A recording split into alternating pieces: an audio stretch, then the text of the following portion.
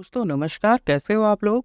आज की इस वीडियो में मैं आपको कार में जो हीटर होता है उसका इस्तेमाल सही तरीके से कैसे करते हैं, इसके अलावा क्या कार के हीटर को चलाने से कार के माइलेज पे असर पड़ता है या नहीं, वो मैं आपको इस वीडियो में बताने वाला हूँ।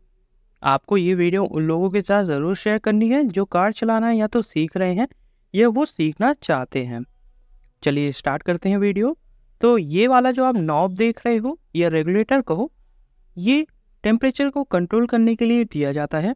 ये ब्लू लाइन से लेके यहाँ तक आप एसी के टेम्परेचर को कंट्रोल कर सकते हैं।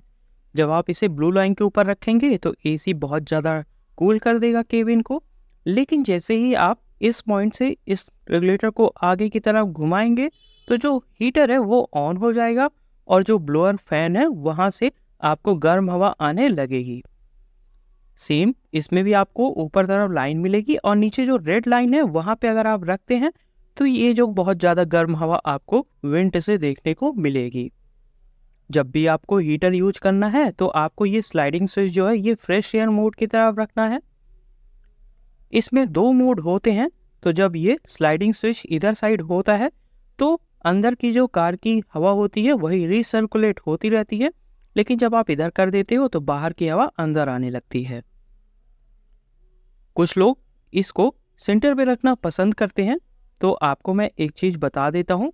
जब आप इसे सेंटर पे रख देते हो ना तो जो फ्लैपर होता है वो आंशिक रूप से खुला रह जाता है, तो इसका कोई फ़ायदा नहीं है। आपको या तो आप इधर रखो या तो इसको फ्रेश मोड में रखो। अब मैं आपको बताता हूँ कि ये माइलेज कैसे कम होता है। तो जैसे मेरी गाड़ी 24 घंटे से खड़ी है, इसका इंजन और जो कूलेंट है वो बिल्कुल ठंडा है। अब अगर मैं इसको कोल्ड स्टार्ट करके तुरंत ही हीटर ऑन कर दूंगा तो इससे होगा ये कि जो आरपीएम है वो तो ऑलरेडी इंक्रीज होंगे ही, लेकिन जो फ्यूल की डिलीवरी है वो ही बढ़ जाएगी। ऐसे में माइलेज थोड़ा कम होता है। तो हमें कोल्ड स्टार्ट में 2 से 3 मिनट वेट कर लेना है। जैसे ही आरपीएम नॉर्मल हो जाते हैं तो हमें हीटर को ऑन कर देना है। इससे जो माइलेज है उस पर असर नहीं पड़ता और जो इंजन है उस पर लोड भी नहीं आता है। वैसे ये कोई बहुत बड़ी बात नहीं है दोस्तों। अगर आप ऐसा नहीं भी करेंगे तो कोई माइलेज इतना कम नहीं हो जाता है कि आपको बहुत वो नुकसान हो। एक चीज़ का आपको ध्यान रखना है कि जब भी आप हीटर को ऑन करके चलाएं तो आपको फ्रेश एयर की ज़रूरत पड़ेगी, क्योंकि कई लोगों को जब आप फ्रेश एयर नहीं लेते हैं तो उनको मोशन सिकनेस का प्रॉब्लम होता है, और जिसे मोशन सिकनेस की प्रॉब्लम होती है उसको फ्रेश एयर होना बहुत ज़रूरी है। अगर रिसर्कुलेशन मोड में लगा रहेगा ना तो उसको वॉमिटिंग होने के चांसेस बहुत ज़्यादा होते हैं। सर चकराना और सर भारी होना भी कई लोगों में देखा जाता है। अगर आप ये नहीं कर सकते तो आपको जो विंडो है उसको थोड़ा सा आप खोल के रखिए, जिससे जो ताज़ी हवा है वो कार के केबिन के अंदर आती रहे। इससे आपको बहुत अच्छा महसूस होगा अंदर की तरफ। चलिए मैं आपको बताता हूँ कि हीटर वर्क कैसे करता है। तो डैशबोर्ड के पीछे कॉइल होती है, उस कॉइल में अंदर जो कूलेंट होता है वो सर्कुलेट किया जाता है।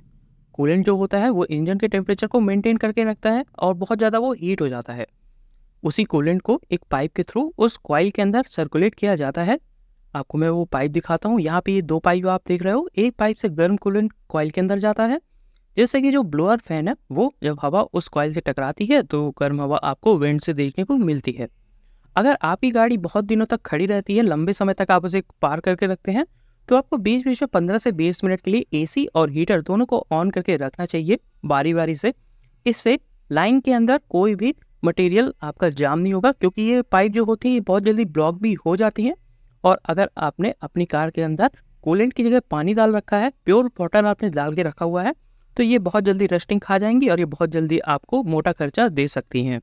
मेरा ये एक छोटा सा वीडियो था। मुझे पता है इस वीडियो में मैंने आपको बहुत ज़्यादा इन्फॉर्मेशन नहीं दी है, लेकिन जो नए ड्राइवर्स होते हैं जो कार चलाना सीख रहे होते हैं, जैसे मैं भी जब सीख रहा था, तो ये मेरे लिए बहुत ही कॉम्प्लिकेटेड चीज़ थी। इस वीडियो को शेयर करना मत भूलिएगा।